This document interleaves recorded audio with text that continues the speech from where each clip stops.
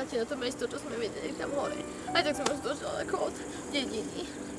Ak sa bojíš, Kata, má si zostať sedieť doma pri peci. Ale ak chceš nejaké bojovky nájsť, nemôžeš zostať doma, trčať v dedine. A keď sme tu už tu, tak poď. Ale aj tak sme už 4 hodiny cesty.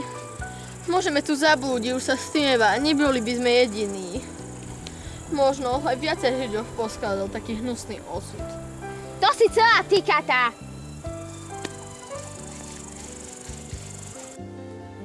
Tak hovoríš len preto, lebo nevieš to, čo viem ja.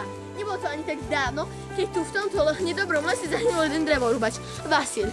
Tiež išiel do hory tak neskoro ako teraz mi. Spievalo sa, ale on na nič nedbal. Išiel ešte zrúbať jeden strom. A hoci už sa chýlilo k dážďu a bol aj predtým pršal, tým pádom bolo mokro a šmykľavo a jeho ten strom privalil. Ešte zrúbe tento strom a pôjde. Tak Vasil zaplatil za svoju nerozvážnosť. Našiel až po 2 dňoch. A všetci boli úplne smutní, že zomrel taký mladý človek. No a mňa privali určite nejaký borovkový kriačik, čo? Ja to nemyslím tak, myslím to úplne vážne. Keď tu tak chceš zostať, si hlúpa, jak už musím ísť. Ale prosím, spamätaj sa a poď so mnou. Niečo sa ti tu určite stane. No ale, tak ja ťa už do lesa neberiem. Bež domov, Kata, bež! Nech si dostane sedieť v dedine do konca života. Dneska prespím tu v lese a zajtra ráno dozbieram borovky. Nech ukážem Kati, že v lese nestraší.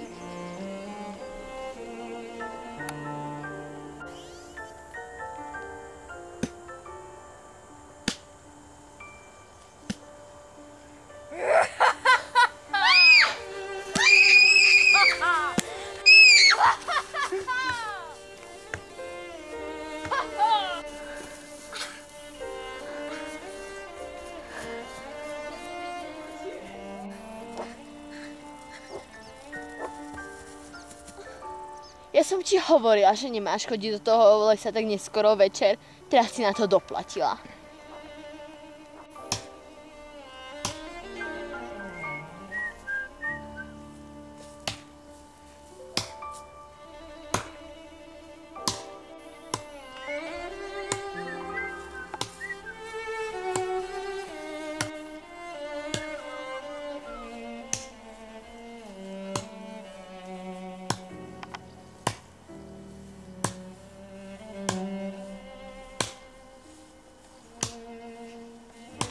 A Uličina zblúdená duša bude ešte dlho vysedávať na tejto skálke, až kým nenájde svoj pokoj.